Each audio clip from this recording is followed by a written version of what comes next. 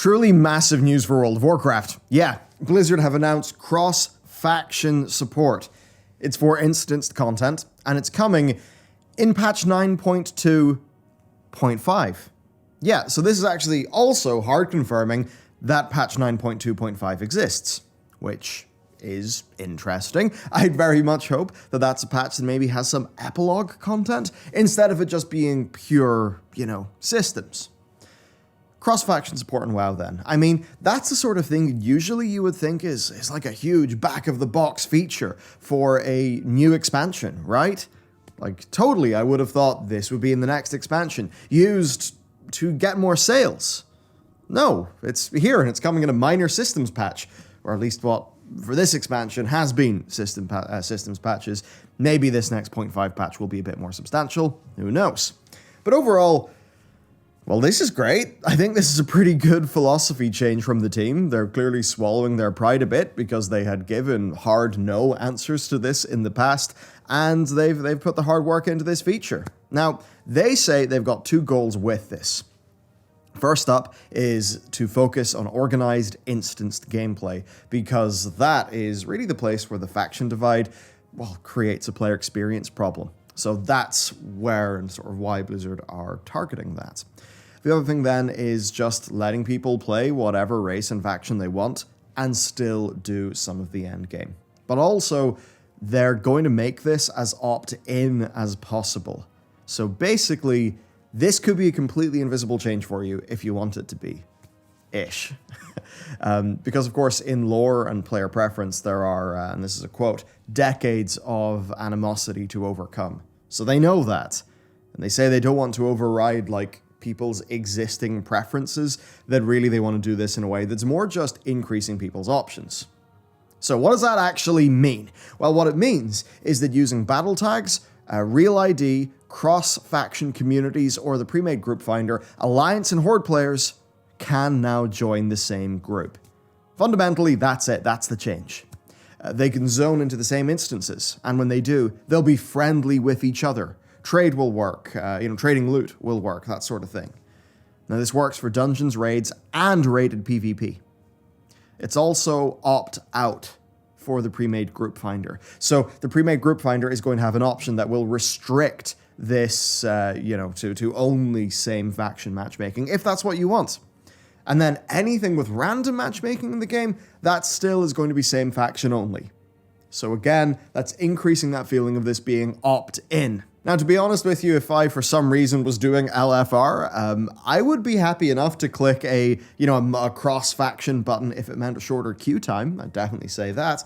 But, that's how they're doing it. Now, when in the world, these Horde and Alliance people will still be unfriendly. If war mode is turned on, they'll be hostile. So it is business as usual, but, in the party, so you can chat. Which does mean that there's a nice non-instant side effect here, where I suppose you could set up a pre-made for world PvP. Like, a 20 versus 20 Horde versus Alliance group for a big open world brawl. I think that would be a pretty neat thing. Okay, limitations then. So first up, in the game, there are loads of things that are actually tied to factions, and you've got to remember, the game has been, developed with this faction divide in mind, so combine that with them probably having a large spaghetti code problem, and it can be tricky. Now, all of this means that Dazar'alor, Trial of the Crusader, and Icecrown Citadel are examples of instances that will not work. Those are actually going to be need to be reworked a bit for cross-faction. Then next, this has got no impact or benefit to guilds in a way, where guilds are still same faction only. So you can't have a cross-faction guild.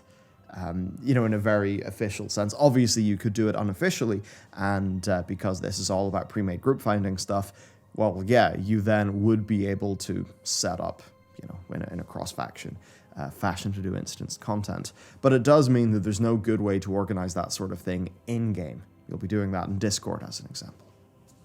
Now, this should help with people who also maybe, roll other faction alts, in the same guild. Here's a really good example, my guild moved, I basically ended up moving server, right? And we went Alliance Horde, then Horde Alliance. And to move all of my characters over from Legion would cost hundreds of pounds. because of course it's not only moving server, it's also moving faction. Well, in this system, because I'm in my guild, I could level up one of those characters and take it to raid night. I think that's actually pretty cool. In a way, you could say that costs Blizzard money because it reduces some of the need for those, those optional paid services. This also, of course, will help hugging. If you're maybe on an Alliance server with very little activity going on, having access to the Horde, well, that's great. Now, of course, racials are still going to force the min-maxers to play races that they don't particularly like, but I suppose now, the people who prefer Alliance racials can actually play those if they really want to. I don't know, maybe you're a sub-rogue and you really want Night Elf Shadow Meld as an example. Now, one side of this that people have been a bit more critical of is the lore. So is this killing the lore? No, it's not really killing the lore at all right now. So cross-faction parties, they've been key since Warcraft 3. It's really Warcraft 1 and 2 that are the more hard orcs versus humans bit. And some of Warcraft's best stories, like Ronin and Broxigar, their adventure in War of the Ancients, those are cross-faction things. Now, of course, we've got to engage with why people would be upset, so let's do that. WoW is built on the basis of these factions, right? In a way, that was one of the stronger selling points of the game. It's a core part of the universe. So, you could say it sort of erodes that, but it doesn't really, and Blizzard have been very careful to not have this really have a major impact in that way. Take recently, almost every expansion there has been a, we must put aside our differences to defeat the big bad moment. Like, consistently they've done that. And funny enough, BFA was actually one of the biggest examples of that. The emotional reaction of, oh, they're destroying Warcraft. I think that's a fair response to feel, and in the current environment, I obviously know why that's where people are going to default to emotionally, but if you just think about the recent lore, it's not going to pan out that way. It's just not. The current lore does support there being animosity and brawls and fights between Alliance and Horde. The current lore also does support them teaming up, as we have consistently seen in-game. If anything, offering outdoor partying for groups and communication via party chat, that is actually adding features to the game that could assist with role-playing or people who want to seek out a Horde versus Alliance fantasy. Party chat, you could say, would be your in-game meta communication for a cross-faction role-playing group that was set up in the pre-made group finder, so they could do all their organizing in party chat. And maybe this does involve them setting up a big, Horde and Alliance group, but then, of course, their /say, that still is their role-playing talk in-world. Maybe that would be good for the RPers. Perhaps more tools there is just going to let them do more things, right? So I don't think it really destroys that. And it's so, opt-in nature that if you don't want to see this, you basically don't have to. And if you really need a lore framework for this, you could just think of it as an exception rather than the norm. Which it quite literally is when you think about the sorts of activities that cross-faction groups would actually be engaging in, and then their default behavior toward each other in the world. Now, that said, you could say that this would incentivize Blizzard away from doing cool faction-specific raids or dungeons because of the extra work that it would take. So I suppose that is one downside, but overall, it's a decently minor one. So yes, I don't think this is going to be impacting their story very much, and there's a little bit more on that later in this video from Ian himself. Now then, as for, why now? Well, it's clear that this has taken a lot of time from their developers. There were just stacks of tweets from different departments, just of people talking about how they worked really hard on this, and how they're basically very excited to finally be announcing it. So this is likely something that has been in the works, I would say, since September, maybe August, but just as a part of their big 9.1.5 reevaluation, where I think the reaction to 9.1 kind of told them, hey, we've shot the bed, the game is scuffed, we need to do something. Now, Ian was actually interviewed by IGN about this, and when he was asked why now, this is what Ian said. We've been revisiting things that we've said no to, that people in the community have asked for, and one of them has been the desire for cross-faction play. The answer had always been, well, it's Warcraft, it's orcs versus humans, it's Horde versus Alliance, it's what defines our IP. He compared it to the Jedi and the Sith in Star Wars, but then backtracked in a way that I think is That just clues you into how they think about it, I guess. So he says Jedi and Sith and that universe are ideologies, they are choices. Someone chooses to walk the path of the light or go to the dark side. You are born Alliance. You are born Horde. That's not a choice you make. Now, obviously, a player does make that choice when creating their character, but from the in-universe storytelling perspective, well, it's like, no, an orc's an orc. It doesn't really get a choice in the same way that a player does get a choice of what character they make. Now, Ian then goes on to say that they don't want to write stories that are very much around the role that you're born into. The idea that because you were born an elf, you've got to hate trolls. He says that kind of you're born into an ideology thing. That's what they don't want. And he says that's not really the world they've been building for years. When you go back to Warcraft 3, which was, of course, a story of factions coming together. That's what War 3 was. Now, later in the interview, he caps it off pretty well like this. He says, but really from Warcraft 3 onwards, I think the ideals of Warcraft have been adventure, exploration, but also the fact that we actually fundamentally have more in common than what separates us.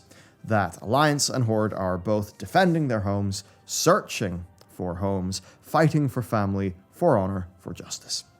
And I think that basically is fair enough, as long as there then is proper room to have the texture, between those factions when they don't perfectly line up. Because, as we know, two groups can fall into war even if they value honor, justice, and liberty, because they're all going to have a slightly different view in that. Now, Ian also did confirm in the interview that this was a huge cross-department undertaking. I guess just, hey man, a lot of spaghetti code, who knows? This is an old game, so, come on. If it's an old game and it's been developed with a certain set of, baseline facts from the beginning, then changing some of those facts is probably a massive ball ache.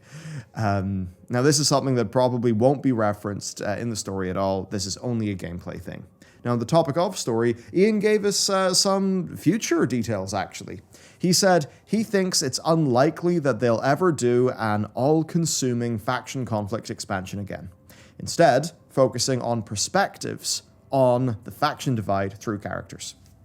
And as we have constantly talked about on this channel, it's funny, I think because we do quite a lot of, the clips come out, we do the live show and all that, I think people kind of forget, lore really is the primary thing that we do here, in terms of actual, time spent by staff, by, all of us in the office, lore is really the primary thing. And what we've been covering in those videos is all of these natural cracks in the factions with, Terralion, the stuff that could be going on with Anduin, with Gen, with Matthias Shaw, all that stuff. So they are pretty well set up to have faction conflict, but in that way that is more rooted on those characters.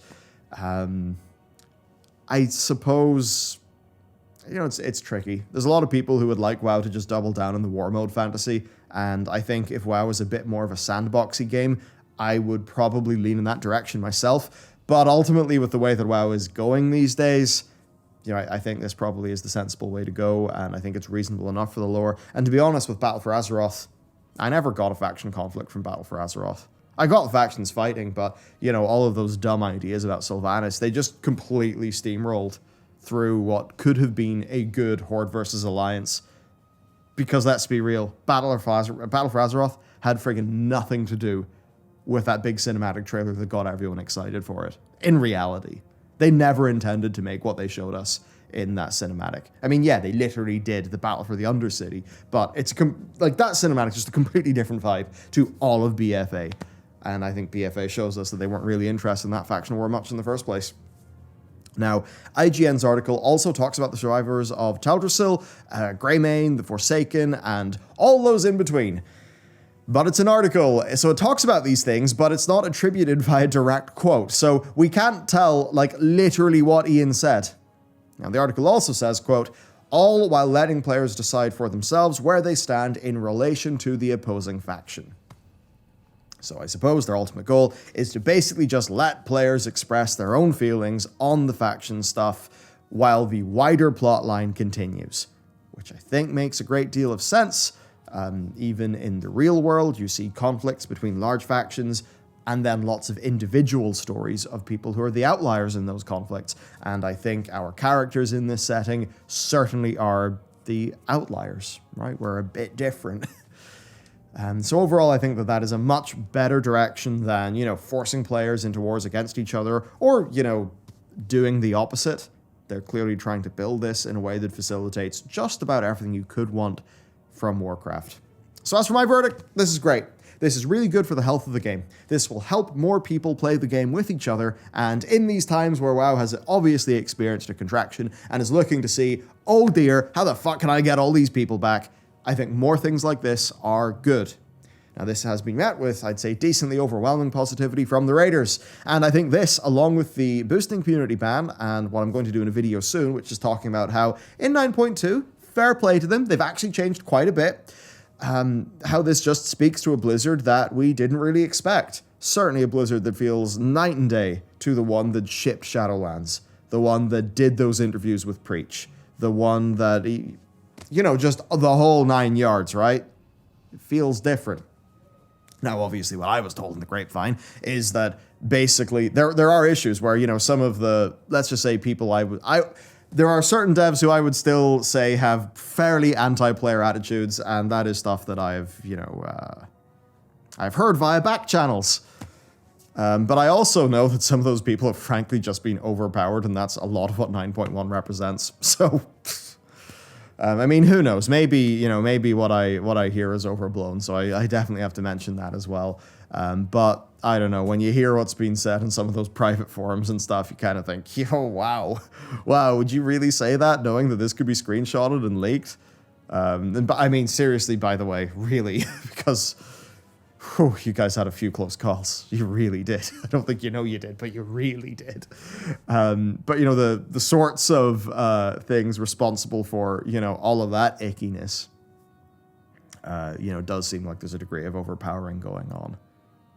Where, at the end of the day, like, evidently, the stuff that has led to a lot of decisions that we haven't liked, even including some of the initial 9.2 stuff, the players have said, no, we don't like this, and a lot of it has been changed or reverted, which is a pretty good sign, basically. So yeah, it does seem that they're actually reevaluating things and thinking pretty deeply about the direction of the game. I think this was a company that had a massive amount of pride. They evidently must have thought they were God's gift to game development or something. Just with, how pig-headed they were about things over the last 2, 3, 4 years. And certainly when you look at the likes of, Afrasabi doing well and being protected for so long, like, evidently this is a company that was very happy to have people who thought like that in these big top positions. But perhaps that's waning away. Perhaps the influence is being lost. Ultimately, you keep on making the same mistakes again and again and again, and the community gives you the same feedback again and again and again, and it's like, why are we going around in circles? Hello. And maybe we've stopped going around in circles. The next expansion will tell, but they did change enough things with 9.2, and then they've done big things like this, and like with boosting, that make me think that perhaps they've learned. You could also say, Can had no choice but to learn, given the general state of affairs and where Shadowlands took them. So that's my thoughts. Overall, look, it's happy days, and we have to wait and see if 10.0, truly brings WoW back, because Zareth Mortis is still pretty alienating and weird, and I don't think people are really, it could be a great patch, but I just don't think the theming of it and all of that really fits Warcraft, so I think that just means the 9.2 just isn't really going to be that big. But if they're doing all of these good fundamental changes and they're actually listening, and then 10.0 comes out and we have a beta where, this 9.1.5 onward behavior actually continues, and then, that takes us, let's just say, for the sake of argument, to the Dragon Isles. I think that really could be moving the ship in a better direction. And to be honest with you, a lot of us WoW people, we're not sitting here looking for a 9.5 out of 10. I'm not looking for a flawless expansion. I'm looking for, like, a solid 8 that doesn't kick me in the balls every time I want to do something. Because just all of the friction and all the annoying junk that WoW had filled itself with, it was purely the reason why I just stopped playing it, because it was like, well, this clearly doesn't respect my time. And as much as these raids can be fun, to be honest, Sanctum was a bit, in terms of boss design. I mean, hey, Painsmith was great, but we can only say that one so much, can't we? Yeah, you know, it's been that really rough time. But, you know, if I can get an expansion that's a 7.5 out of 10 or an 8 out of 10, and I don't have to think about annoying, you know, Choregast-like things, I mean, I'm happy for a feature like Torghast. I just don't want Choregast. You know, if they can sort of actually fix up those fundamental things, yeah, we could be in a pretty good state. So, you know, I'm going to leave this one on a tentatively hopeful message, actually, because that's, well, funny enough, how I'm feeling. So there we go. That's it for the video. I can't stretch this intro or outro out anymore. Have a great day. Let me know what you think about this. And look, is this going to make your community, your family, your guild, whatever, is this going to free things up? Or at the very least, will it help you play that alt that you really like but is on the wrong faction and there's no friggin' way you're giving Blizzard money to change it? Because that's certainly me. Okay, see you later.